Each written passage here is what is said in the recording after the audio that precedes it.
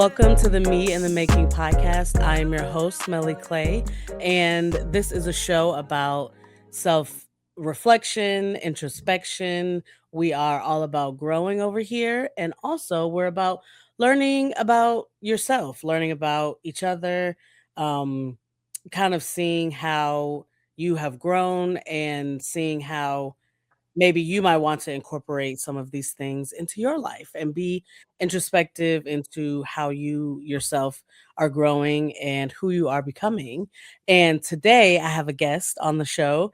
And as you can see, this is Dr. Tajuana Lordeus. And thank you so much for being here.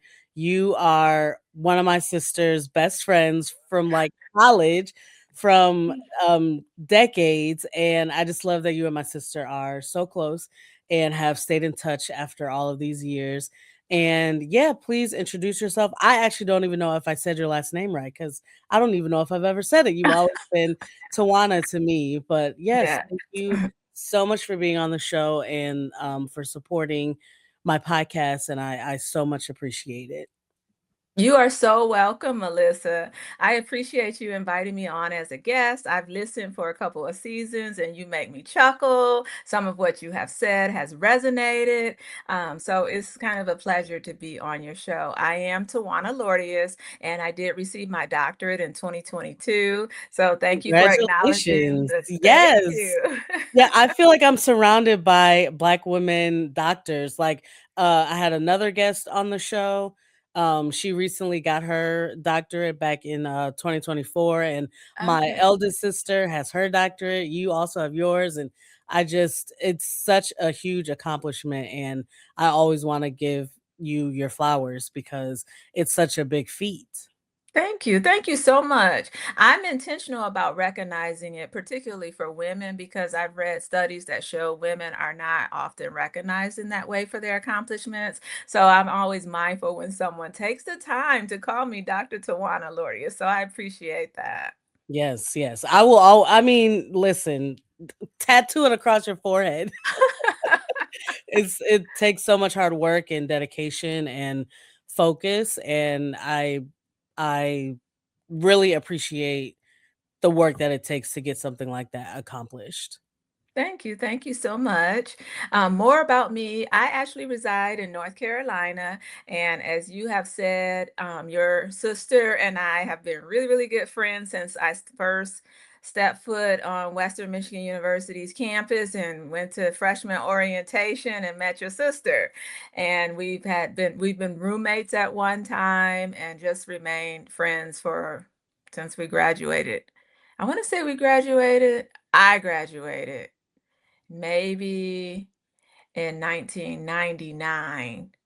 I mean, that sounds ancient for now times. You've lived a life. Yes, yes. Yeah, I didn't realize that y'all had met in orientation. Yeah, I think because we went to a predominantly white institution, I remember your sister coming up to me and letting me know where others were at freshman orientation. That's what my recall is of her first words to me. Now, her recall might be different because at my age, sometimes the picture is a little blurred after all these years, but that's what I I love that you recall. say that as if y'all are not the same age. Like, maybe she'll remember, but I don't know if I'll remember because of my age. The two can merge. The two different like versions can merge and be kind of sort of the right thing. Yes, yes, yeah, you'll kind of verify. Does she corroborate your story? That's right. That's right. Yeah, I love that. I mean, I like hearing little tidbits about my older sisters because there is kind of like that age gap. So just Yes. hearing about how they deal with other people makes them seem more human and not just like, Mhm. oh, that's my older sister. Like she doesn't Right. just exist to take care of me and to help me out. I see that. I get that. And you were, in my eyes, you were her little sister. So watching you Yeah. mature on social media and things, that's been quite fascinating because you and your sister were her little sisters. And Right, so, right. your framework is a little bit different when you're looking through that lens of little sisters versus actual women who are making their spots in the world. Yeah, yeah, I appreciate that.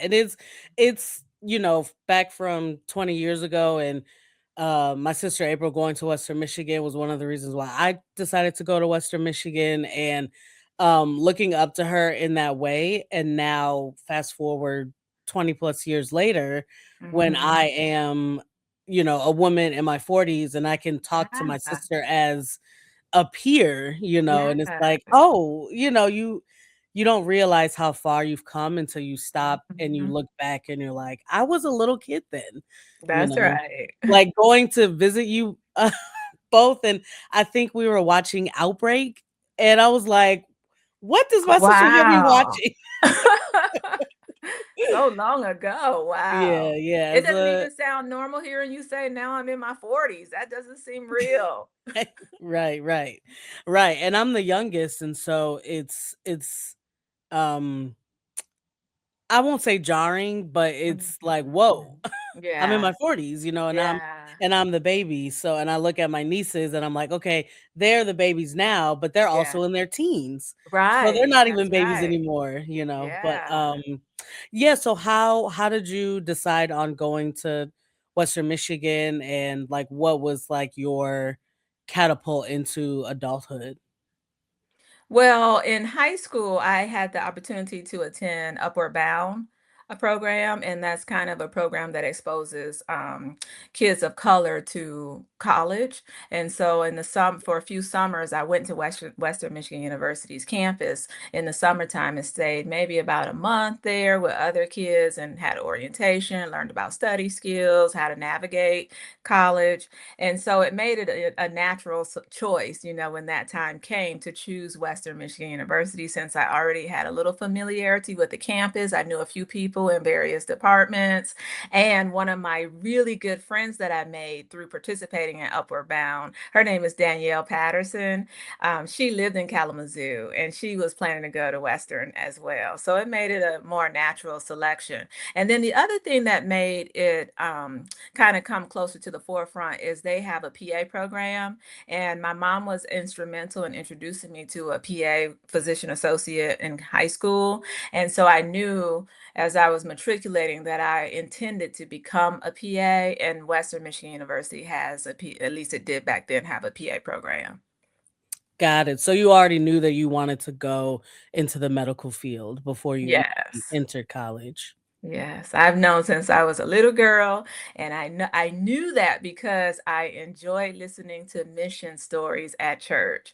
And every week when they read the mission story about this faraway country where someone was making the lives better of people in this community, I knew that's what I wanted to do.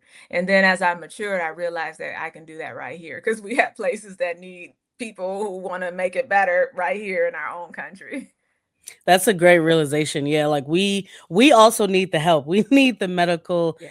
help for sure. Was it ever daunting to you to get into the medical field and to study becoming a physician associate? That question is like so complex in some regards because it's so many layers to become a PA. And now this is a nice forum to highlight that now with the recent caps on educational loans that people are able to obtain in certain medical specialties, the PA profession is one of them. It's going to be more difficult for others who look like me to become a PA because of the caps on federal loans that is taking place right now.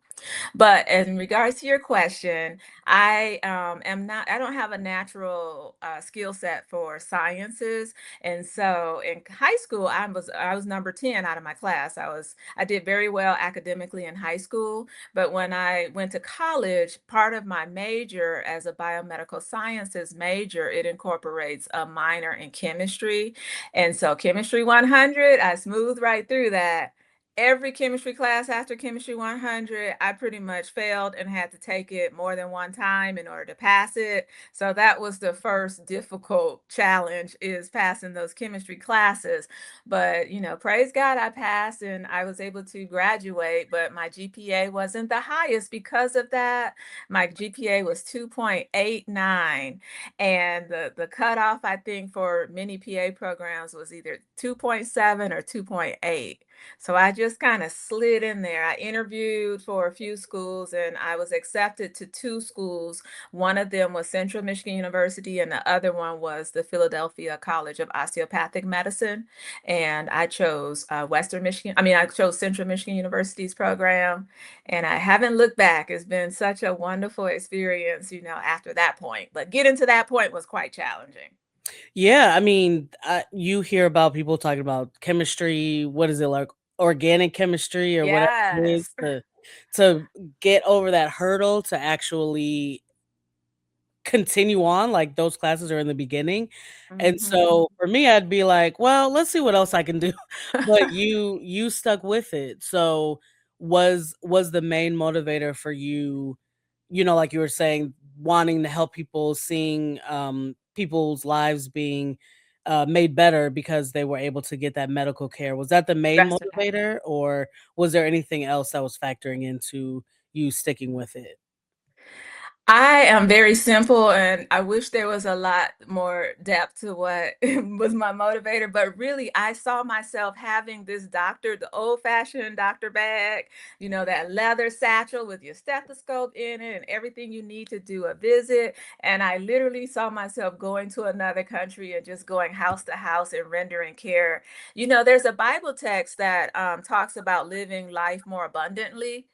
And that always stuck with me, that I wanted to be that person that brings improvements to people's life. And I do that now in many different ways because I'm not doing patient care very much in this season of my career. I'm kind of more delivering services in a more abstract way than face-to-face care as much now. But I love like reaching out to other people, doing curbside consultations. I use my level of experience and education to really um, help people, make better choices with their daily living.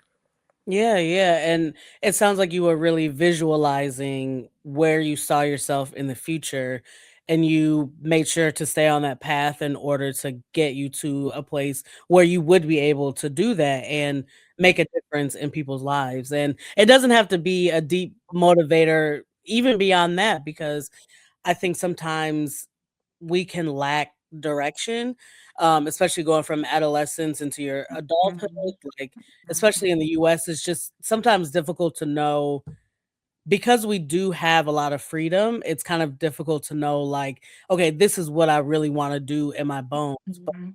you were blessed enough and lucky enough to have that, fortitude within you, like, "Okay, no, this is what I see myself doing, and I'm gonna Mhm. stick on that," and I Mhm. think you do need a lot of resolve to stick with something in Yes. the medical field because it is such hard work, and we don't want people in the medical field just like, "La, la, la," Right. we need y'all to be on it, That's right. to help us out, so, um, do you feel like what does that sense of accomplishment feel for you after working to get this for so long? Well, Melissa, I'm a very humble person, and in my humbleness, I have to like step aside and kind of be also my own cheerleader and constantly remind myself of my accomplishments and things because it almost feels surreal. I would have never imagined that I could have the life that I live right now. It was incomprehensible. And in fact, even going into the medical field, there was no one that I knew personally that was in the medical field. When I was in high school, we had a dentist who wasn't working as a dentist, but she'd gone to dental school at my church. But that was it. I didn't have any close relationships with nurses or other members of the medical team. And it wasn't until my mom started working for the prison system and happened to run across a PA, and she's like, "Hey, you think you want to become a missionary doctor, but let me introduce you to this guy who's a PA." And that was the window that I could go through to get into this profession. And so now I'm doing so many amazing things that like having speaking engagements on national platforms, and advocating for my profession in different ways, and even being able to work from home remotely. These are just little things I never dreamed I would do when I was a 17 or 18-year-old high school student. Yeah, like, you don't know what's possible, and even those small connections, like, your mom working with someone and then happened to Yes. introduce you to that, like, because she knew what your passion was, and Mhm. then it's like, "Okay, let me consider that." So, you just never really know, to the people Mhm. listening, you never know where your life is gonna take off. Even if you have, like, this is the goal, you never really know how you're gonna get to that No. goal. Because maybe as a high schooler, you were like, "Okay, the only way that I can get into the medical field, maybe I either have to be a doctor or a nurse." Like, That's that's right. it. Mhm. Mhm. And you're speaking on a topic that I care passionately about because I feel like there's such an area for education to occur for our young people because so many young people do not have a sense of direction or they're not aware of other professions that do not require them to go to school quite so long or to have such a heavy academic load that they can find fulfillment with that will meet their life's needs pay wise. And so part of what I enjoy doing is going to colleges and making people aware of the PA profession or going to elementary and middle schools just to talk about what it's like being a medical provider and giving them a little more information about the profession.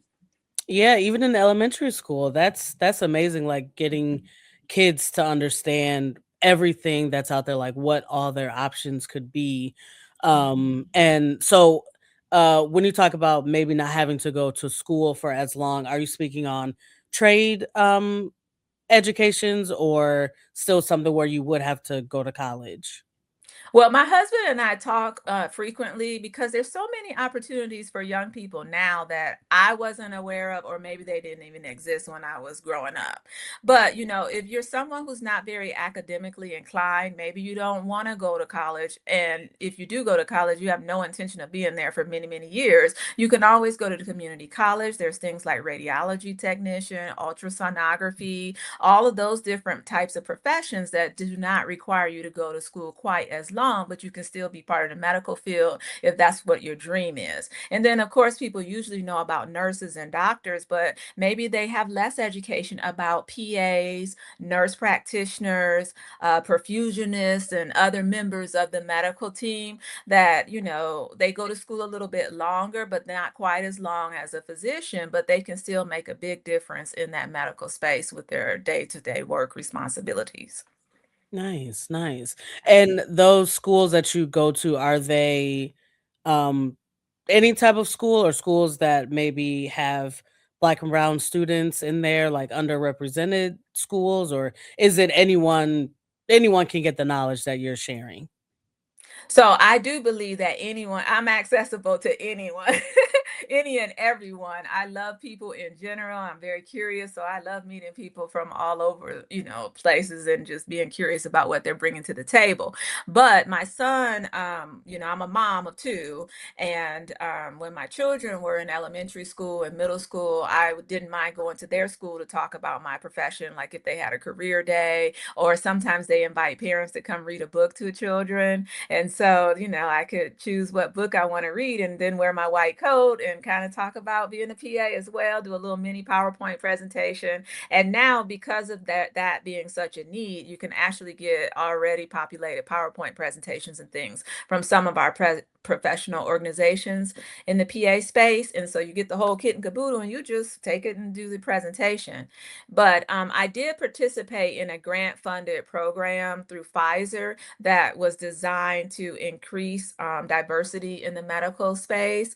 And so part of the requirement for participating in that grant opportunity is I had to go to colleges and that had students, they were diverse institutions, but at the end of that presentation we talk about the need to diversify the medical profession, particularly the PA profession, because I think there's only 3 or 4% African Americans in our profession as PAs. So many times when I'm doing national presentations and things, I found myself being the only person of color in the room.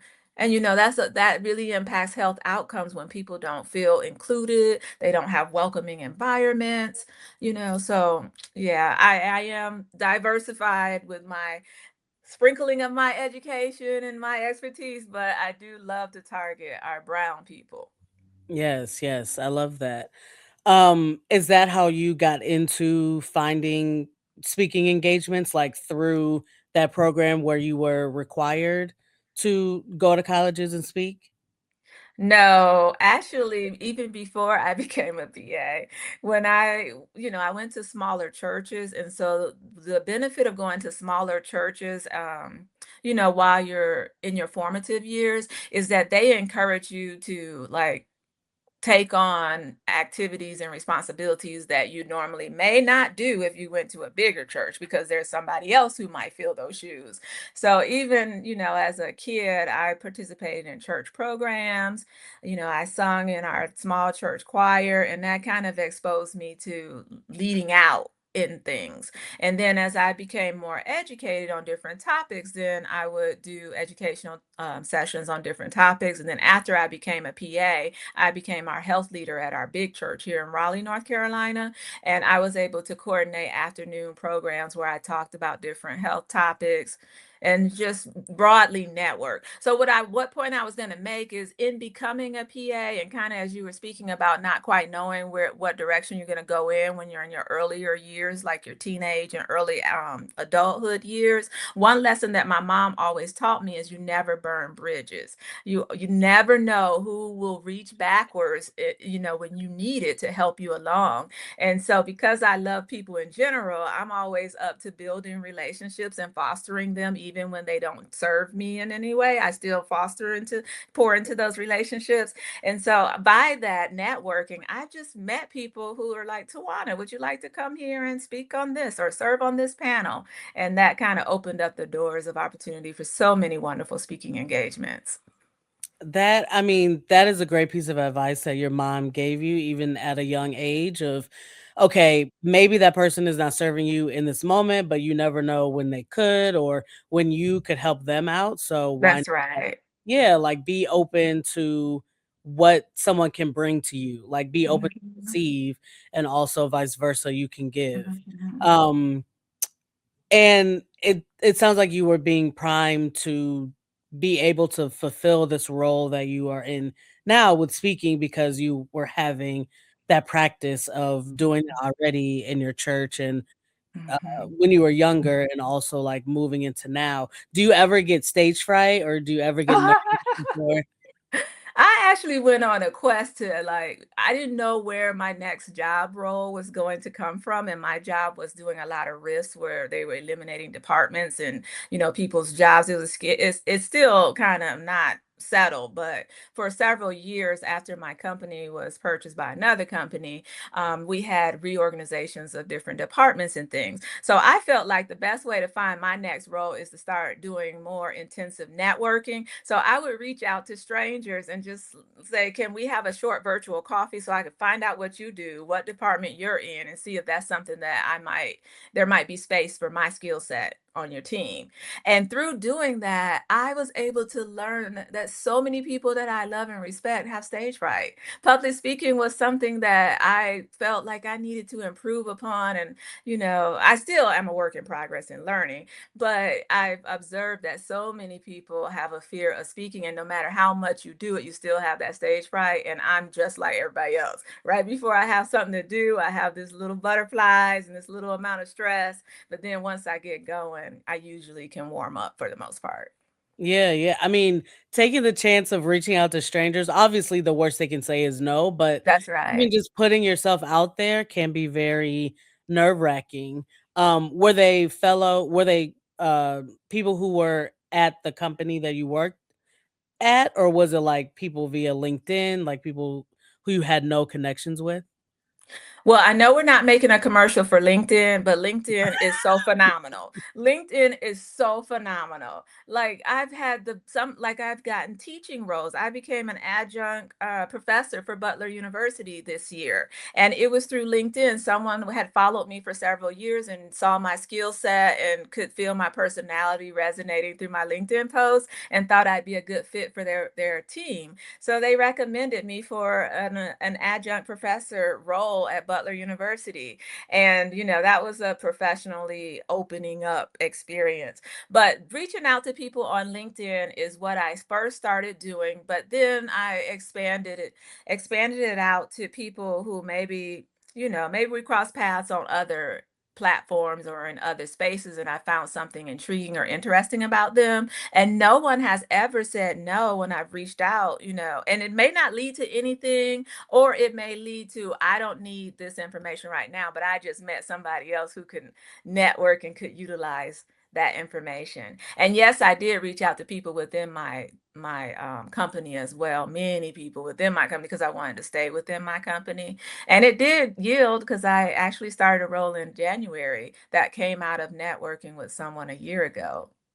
Yeah. Yeah, congratulations. And especially during this economy, I mean, I don't want to say it's going to get worse, but that's almost how it feels like. So Yeah. for you to advise people, like, utilize your LinkedIn. And I've been on LinkedIn for a while, but I've never like tapped into it in maybe the way that I could. But it sounds Mhm. like for you being proactive, reaching out, like making sure your personality is shining through in maybe something that you decide to post on LinkedIn around Mhm. your field of expertise, Mhm. people are looking at that and people are Yeah. honestly trying to find people to fill roles, even though sometimes it might feel like AI slop on there, or it might feel like scammers or whatever Mhm. on LinkedIn. Um, but there are real opportunities that you can find on LinkedIn, which you have been able to tap into that. That is right. That is right.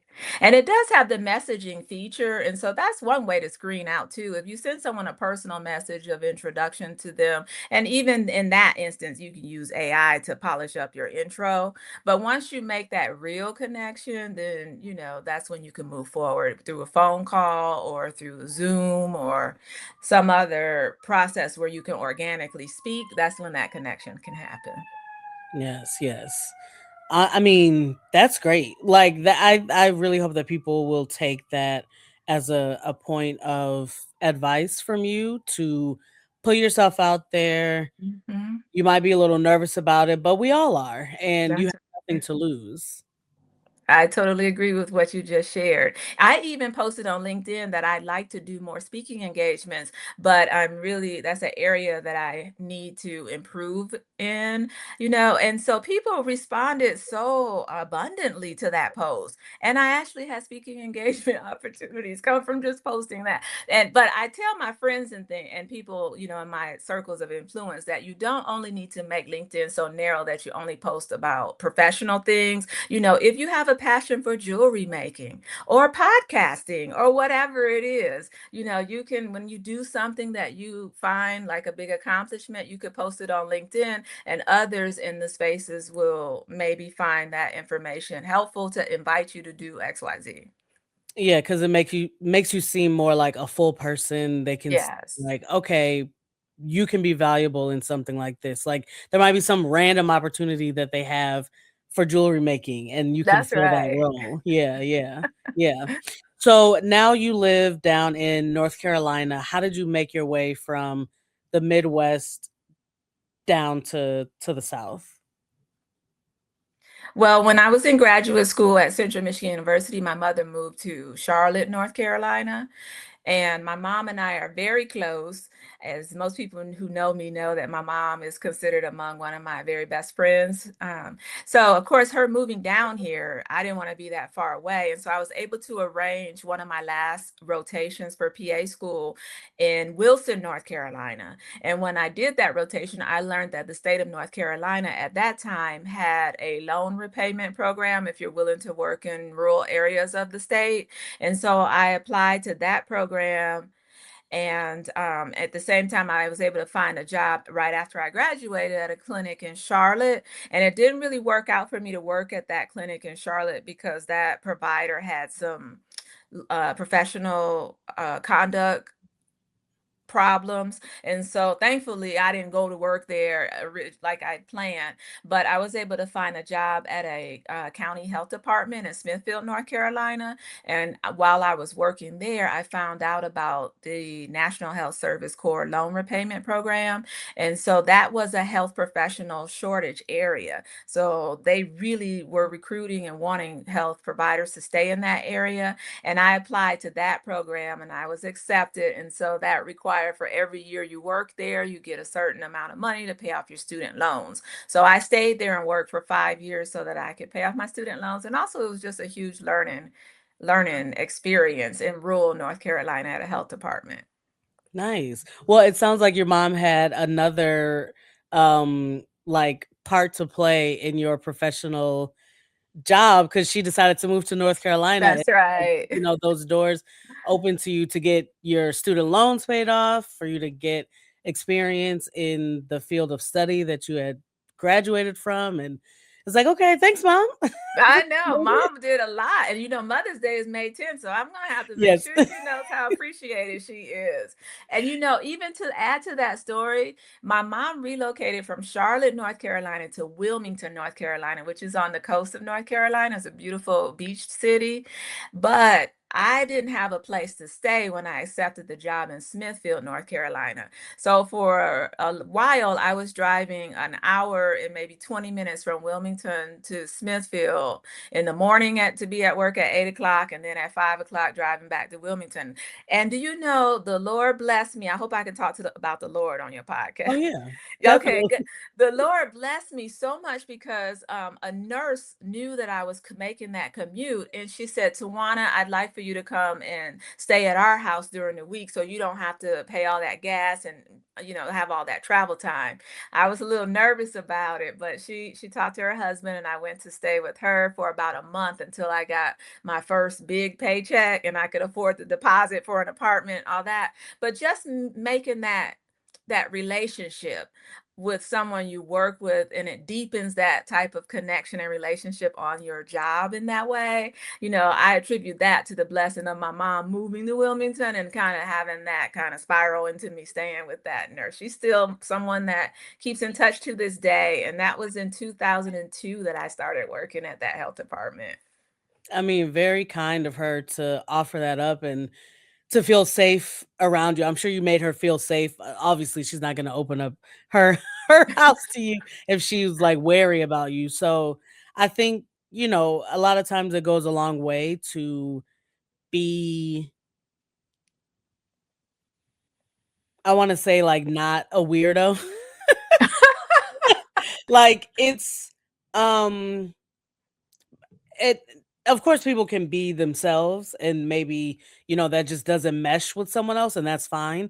But, I think just, like, showing up and being kind to people, Yes. and yeah, showing up in a state of, I want to treat people the way that I want them to treat me, and Mhm. you can really open doors that way.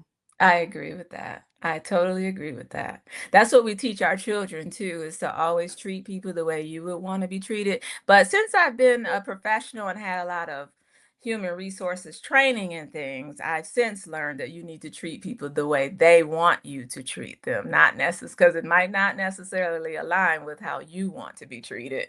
So now I've changed it to remember that, if people tell you how they want to be treated, then you need to treat them out of respect the way they want to be treated.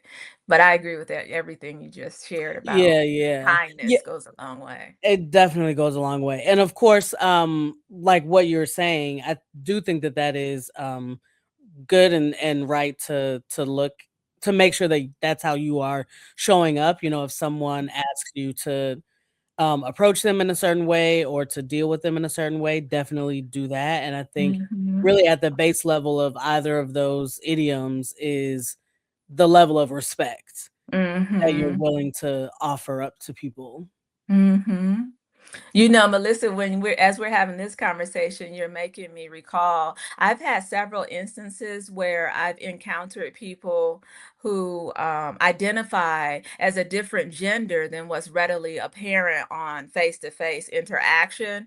And in my naivety, I've erroneously maybe called them the wrong pronoun, or interchangeably use certain language that didn't align with how they want to be represented in the world. And I always find myself marveling at their kindness. Like they're not upset and angry, they just politely tell me, I really prefer if you call me this, or if you acknowledge this. It's not like so much contention and you know um chaotic sort of atmosphere about it. And I think it's because from the very beginning, you show people kindness and you show them respect.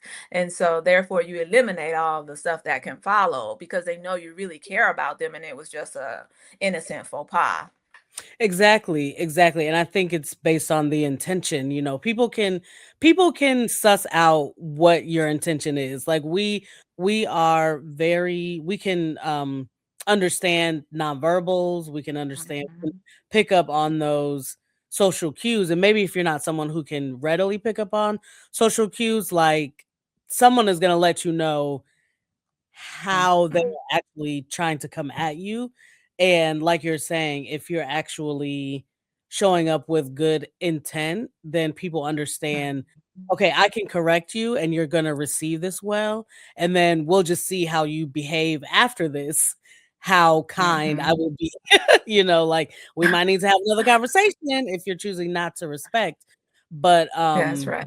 I think, yeah, if you're coming through as being kind and respectful to begin with, then I think that helps to put people at ease to be vulnerable and open themselves up to actually, this is how I would like for you to address me. Mhm. And I think that that can go really a long way. You're right. You're right. Because even just having the courage and feeling a safe space to even say that, you have to be the one who creates that atmosphere for someone to feel safe to share and disclose, what their feelings are, or what their wishes are. 100%, especially if it's not what we normally see as, like, this That's is right.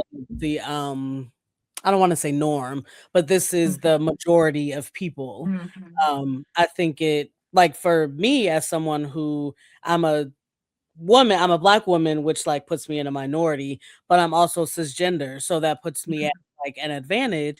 And so because I understand that about myself, I wanna make sure that I am looking out into the world with kindness so that Mhm. people who don't identify as that can feel, that they are in a safe space. Exactly. That's what I resonate with. Correct. Yeah, Yes. yeah, definitely. Mhm. So you've spoken about your children a couple times. Have you always wanted to be a mom? No, I didn't even know I was going to become a mom. I was Oh, on wow. autopilot, going on with my life. And in fact, when I got married, I was in my early 30s when I got married, and my family laughed at me. For some reason, they thought I was going to be like an old spinster and just not get married kind of thing. They had this connotation that I'm an eccentric person and I'm just on autopilot doing life. They didn't think I would settle down and get married. And so when I did get married, that was a surprise to them. And early in our relationship, my husband read a book by Jamaica Kincaid. And it was a book where she had numerous abortions, if my my recall is correct. She had numerous abortions. She never had a child of her own. She had the opportunity because she was impregnated, but she chose to eliminate the pregnancies each time. And as she aged and became an older woman, she regretted her decisions of never having a child. And so after my husband read that book, he's like, "Honey, I don't care what we need to do, but I really want you to experience motherhood if that's something that you want to do." So I had to make a decision about that in that moment. And I'm glad that that was something that he felt was important because I didn't know I would have fertility issues. And so now my choice is like very narrow because it's no longer really just do I want to have children or don't want to have children. I have obstacles in order if I did want to have children. So I'm thankful that that was a book that he read earlier on in our marriage that prompted him to make me think about what do I want and what lengths would I like to go to experience motherhood. And I'm grateful that I have two children in our household that I've enjoyed raising. Yeah, I mean, I think that for women, especially coming up in our society, trying to figure out if you want children or not is huge. And really, Mhm. like, thinking about, okay, what is it that I want versus Yes. what is it that my partner's Mhm. telling me that they want? What is it that society says? It's like, okay, I need to be sure that if I want children, like, that is actually what I want because you never know what can happen because you might be Mhm. the only one raising these children, and are That's you gonna be true. able yeah, to show up for the children in the way that they need you to because you're their Mhm. provider, whatever the case might be. Um, and so I think that's smart of you to have really, like, thought about, "Okay, what is it that I actually want?" And then, I'm sorry to hear about those fertility issues, but, thank God that you have been able to, now have children in your life and you're like, "Okay, this Mhm. is I like this." Well, I wouldn't end it with what you just said, Melissa. Because of course, from being a teenager and a young woman that, we sometimes some people take their parents through the ringer now, but I'm This is true, grateful. that's true, but at the end of the day, would you say, like, "Okay, yeah, Yeah, I would say I'll yeah, keep them because around." that's right. I would. Because the growth is like unimaginable. You just can't predict how much parenting like grows you in such a different way, for sure. So yes. Yeah, I hear that it really expands you and in like you said, ways that you wouldn't have even imagined. And some Mhm. children can really take you through it or different experiences that Mhm. you might have with children. And it's like, look back 30 years back and you're like, I didn't have this on my radar at all. Right.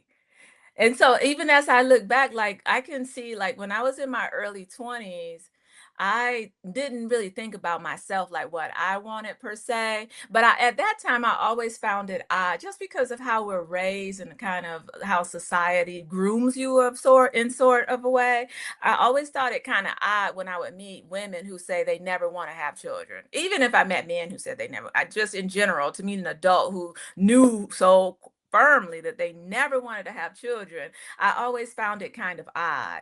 And then it wasn't until I had fertility issues and then I finally had my son and I was able to raise my son and daughter and I saw how much you sacrifice and how much you need to really be present for your children in a very because you're the one in charge of their growth and development and things. So now on the other side of this, when I meet people who made a conscious decision that no, I'm not going to biologically have children, maybe I'll be the auntie who pours into my nieces and nephews, or maybe I'll, fill my cup with being an animal lover. I can kind of respect that now in a different way than what I could before I became a parent myself. Yeah, I think that's really important for people to hear. Like for myself, I've decided that I don't want to have children. And so I think that it's like, it will be nice for people to respect my decision as much as I respect Hmm. other people's decision to be parents. It's That's right. there's nothing contentious from my end. Like I'm not Mm-mm. judging you like Tawana kids, really? Like why? I don't want there to be that ill will. And sometimes I do think that people, and depending on their approach, but sometimes I That's think right. people who have children pass judgment on They people do. not to have kids, and it's like, Yes. my decision has nothing to do with your decision. That's right. Yeah, yeah, And and it's it's a like, lack. I love children, I just don't want them myself. Like, we need like, my nieces, I love them. My sisters are all educators, and, like, they are Mhm. pouring into children's lives. It's like, yes, we need children, obviously, to continue humanity, but it's just Right. not something that I am trying to participate in myself. Well, I respect your decision, Melissa, and I've also learned through that infertility journey that sometimes it's just out of ignorance and insensitivity, of sorts, when people have such rigid views, like making statements that are not very affirming to someone based on their choice. So that's how parenting has grown me. Like I was cut and dry and da da da, but now that I've gone through the parenting process, people closest to me can see how I've evolved to be more accepting, kind of more patient. And I actually adapted more of a curious spirit, like I said in our earlier conversation, rather than casting judgment, I would prefer to allow you space to explain, well, how did you come to that decision? And, what is, where do you feel that decision is going to take you? I like to learn more about it in general in a non judgy way. Yeah, yeah, and it can also help to build community. It can help to Mhm. like learn something new versus sticking to this like rigid way because like you said, Yes. society raises us to you get Yeah. older, you have children. Like that's just the natural way of things. You get married, you have children, get a Mhm. job. That's all there is. And like you said, it's sometimes out of ignorance that people don't really understand, oh, I don't have to do this. Like when I Right. was in my teen years, in my early 20s, that's what I thought. I was like, "Yeah, I'll get Mhm. married, I'll have children," like that, not thinking because this is just what I had been ingrained to think, Mhm. and then eventually, like in my 30s, I started to really think about it. Hadn't happened for me yet, but then I just Mhm. started to think about it more and I was like, it's not really what I want. So Mhm. I felt blessed to have had that space in order to figure out that that was what I actually wanted versus, Mhm. my life maybe going in a different direction. Mhm. So I feel lucky in that way, but I Mhm. do think that for people who our parents who want children to Mhm. have an open mind that someone else might not want that path, Yes. and that's okay, and really that person can be a village. Like for me, if I Mhm. had close friends who have children and they want me to babysit, like maybe that's a way that I can show up for them, or maybe That's I right. can be a different perspective for their child versus what their parents are. It's Mhm. we can all be available to help raise children. You don't have to actually be a parent yourself. I agree. I agree. I know that I have listened to many of your podcasts and I like the evolving that you share as you grow in different ways and you mature and have new experiences. And I find that fascinating because society does tend to groom you, and you mentioned like you're a black woman, and that already puts you in like a certain mold of certain societal expectations and things. So just being open and aware so that growth can occur and you're not like pigeonholing yourself. What I was going to mention is when I was obtaining my doctorate, in like the first couple of weeks of classes, we had an assignment where we had to introduce ourselves. And I kind of was working on my introduction, but I was kind of doing some generic introduction that kind of just focuses on what I do now, kind of thing. And when I posted it, one of my classmates that I had met before, her name is Dr. Sherlonda Atkins, and her platform that she's now like taken across the world now is about becoming unstuck. She's the unstuck, I think she's called the unstuck strategist. But she asked me, Tawana, you only talked about this one thing. Do you realize that you're probably involved in a lot of things and you probably have a whole lot of other interests? And so it was that moment that was really pivotal that I took in that I myself can have other passions that are broad and that make me more of a varied person and it fills my different cups. But also, I could foster that into my children as well, that they don't have to do one thing. They don't have to just like only, like if they're interested in math, they don't only have to become a mathematician. They could also be a painter. They can maybe be involved in caretaking in some sort of, so anyway, it takes having some people in your immediate tribe that kind of gets you out of that narrow-mindedness and kind of opens you up. And I'm appreciative of the people in my life who've done that for me in my later years. Yeah, yeah, it's so much more robust and exciting to think about yourself as I'm a multi-dimensional person. Like I'm not Mhm. only what society says that I am, I'm not only what my parents say or my Right. friends. Like you have interiority, you have so many Mhm. thoughts and passions and things that you would That's like to right. try. Yeah, Mhm. and so that's something that for me, I'm not really sure exactly where it started, um, like of just trying different things. Maybe because I'm an Mhm. extrovert, I'm like, oh, I want to try this or this or this. So it's always kind of been a part of me as for long as I can remember. But Mhm. people don't necessarily think that way because we do have Mhm. so much external programming that it's hard to like Yes. buck, feeling like you're in that box. So Yes. I like that she was like, okay, but this is what you're saying, but what else is there to you? Because I think we're all Mhm. very complex, and I think it really lends to having more of a nuanced outlook on who people are and what Mhm. humanity is, and really helps us to have compassion and empathy for each other. You said it very well. I agree with everything you said. Now, I am thinking about your book because I'm thinking about your book because as we're kind of finishing up this conversation about like not being narrow-minded and pigeonholed to have children if you don't want to have, I was thinking about how having the option for choice is so important. And as you think about women in other parts of the world, they don't have the opportunity to have that freedom to make choices. And so, having people in your life that gives you permission to do that is so important. And I thought about your book because I'm not going to be a spoil. I'm not going to spoil it for other people. Yes, everyone However, go get When the Lights Come Up on Amazon, or you can buy directly from me. You can DM me if you would like to do that. But yes, don't spoil it, of course, because I'm not. so many people still need to read it. I'm not going But to I do spoil love it. that you're bringing it up. I'm not gonna spoil it, but I had no idea what it was gonna be about. And so I did think that it was gonna be about like maybe some narrow-mindedness and things, in that regard.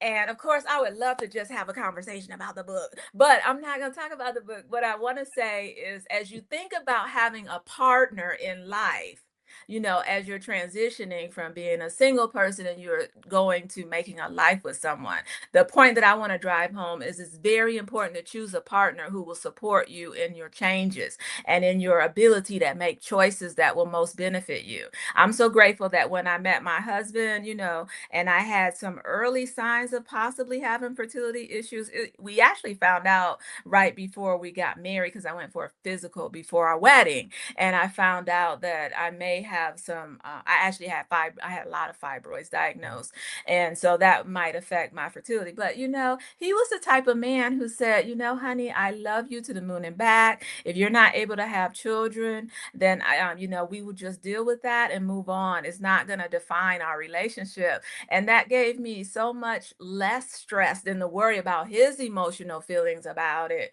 and just kind of have choices. And even throughout our relationship, like to decide, he's the one who gave me encouragement that if I wanted to go back to school and obtain a doctorate, that he fully supports me. Just having the partner who lets you fly and soar. That's so important as you transition from living your life on your own terms to making a life with somebody else. For whoever's listening, this advice might be something important for them to hear. Yeah, I think that's hugely important, especially coming from a married woman. Like you're essentially saying not to settle, and you got married, quote unquote, later in life, as in your 30s, and it's like, yeah, take that time, because why pigeonhole yourself to get married to someone who is not going to help foster that in you, versus you Yes, staying single, because that's I can make right. all the choices as a single person. I That's don't need right. to attach myself to someone who is going to limit those choices. It doesn't make sense. So like, yeah, trying to approach love in a logical way from the Yes. beginning, I think is really important for people to hear, especially women.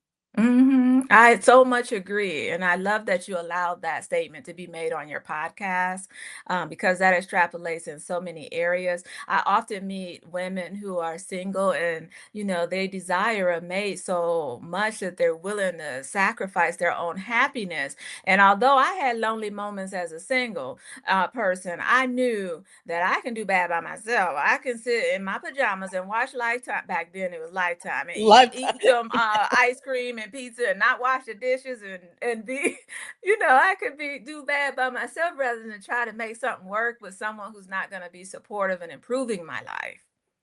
Exactly, exactly. And I think people would do well to remember that it's okay if you're single.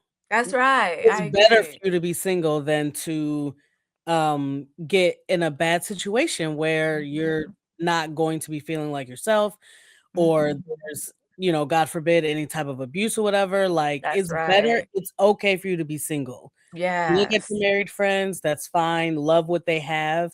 Love Mhm. the idea of love, that's great. Like, keep that Yes. alive. But Mhm. it is okay to be single. And I really hope that people Mhm. will internalize that.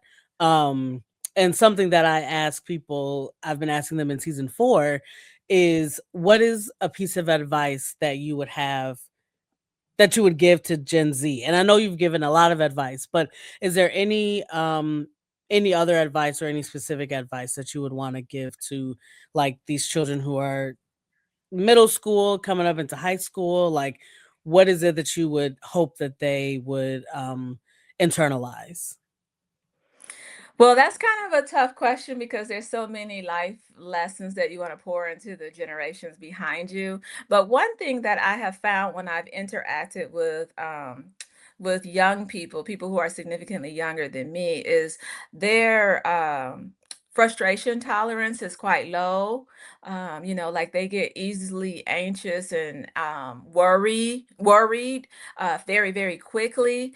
And I would encourage them to understand that what you see right now is not predictive of what your future may hold. There's so many wonderful things that you can't even begin to imagine that are possible if you just open yourself up to it. We all have bad days, we all have things that are unexpected, that are unpleasant, that we have to go through, but sometimes I feel like people anchor on those things and they don't allow for an expansion of thought, expansion of action that can propel them to, a journey of joy and fulfillment.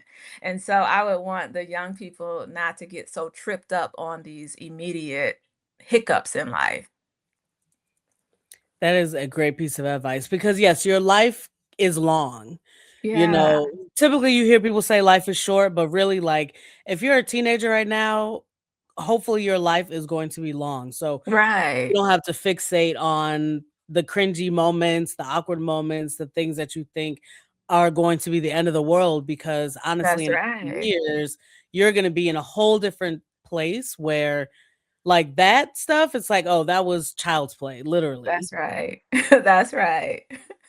And Nice. then, when you talk to older people and you ask them, like, what's the secret to having joy in their senior years and things like, and even some leaders, when I talk to them, they'll often advise you not to take yourself so seriously, like be able to laugh at the faux pas and the little awkwardness that may come up, because as you mature, you can just let it roll off your back and keep moving because there's so many other wonderful things waiting for you if you don't get stuck.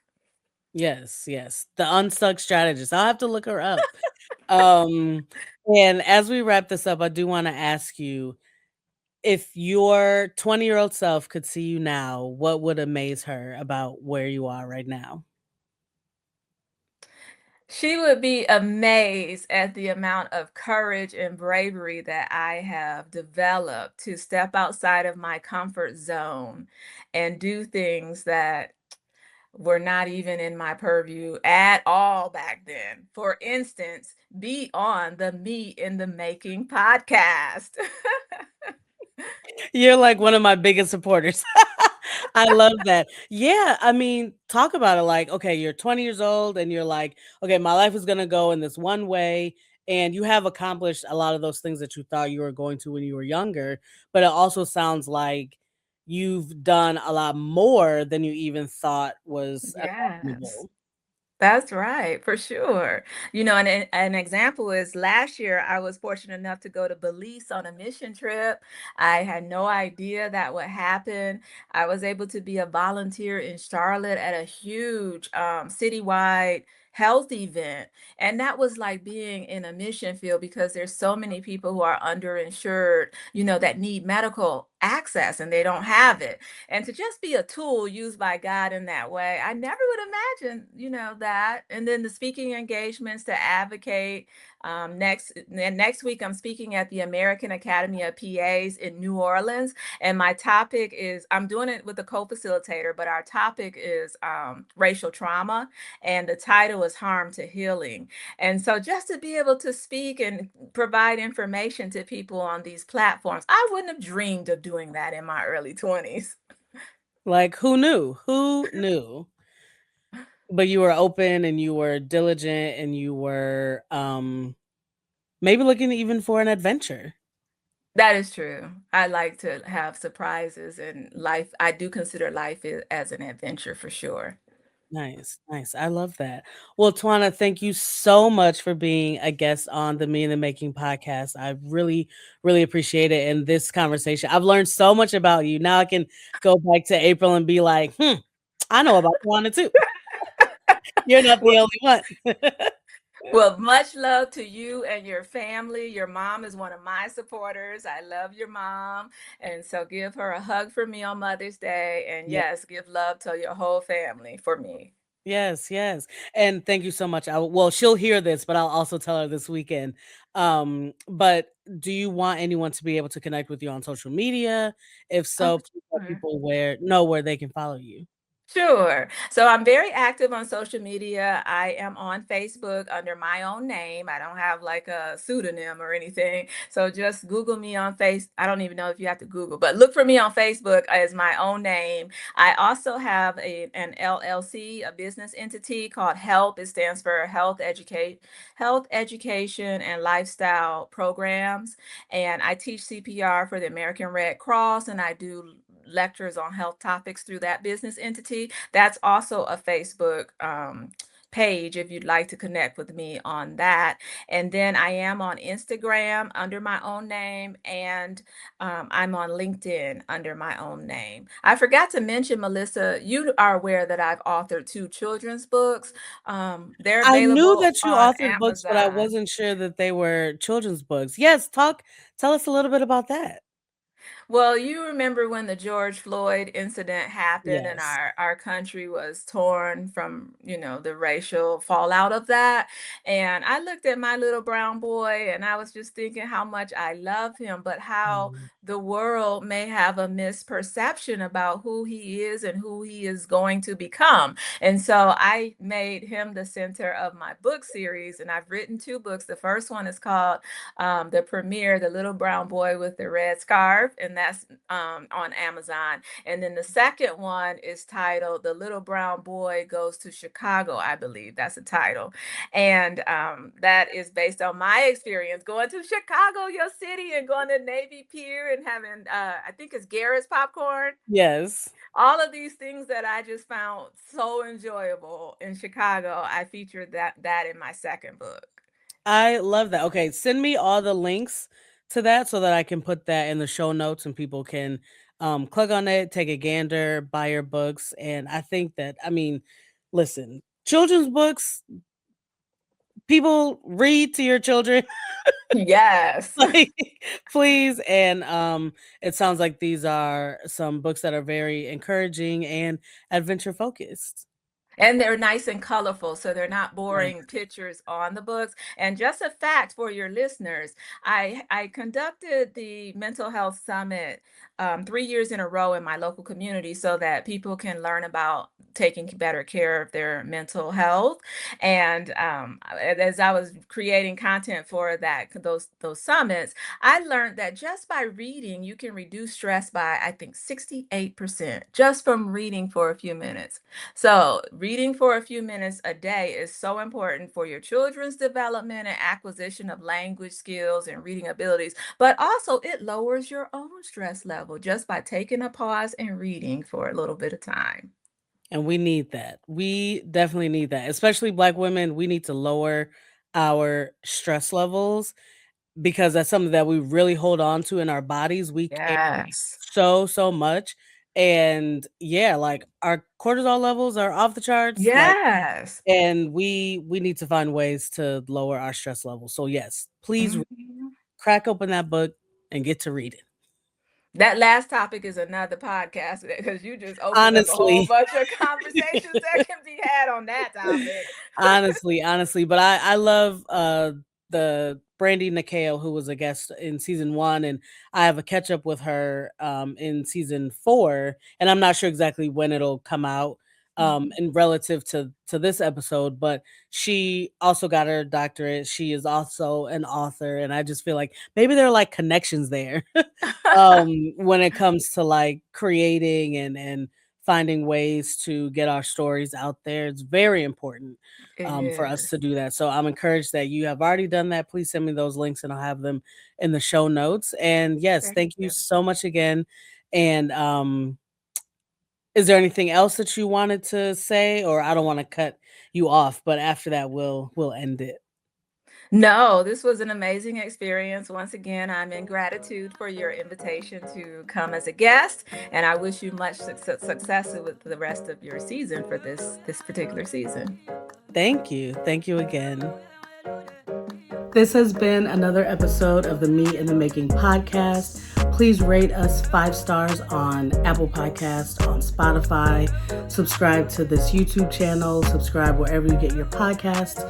Tell a friend, tell a family member. We all deserve to grow and change and become our best selves, whatever that might look like to you. And please connect on Instagram at Making Me Pod, on TikTok. You can email me at meli@makingmepod.com. I would love to hear from you. Let me know if you want to be a guest on the show. And yeah, I'm just having such a great time. I'm so happy to have been able to launch this video episode for you all, and come again. Bye.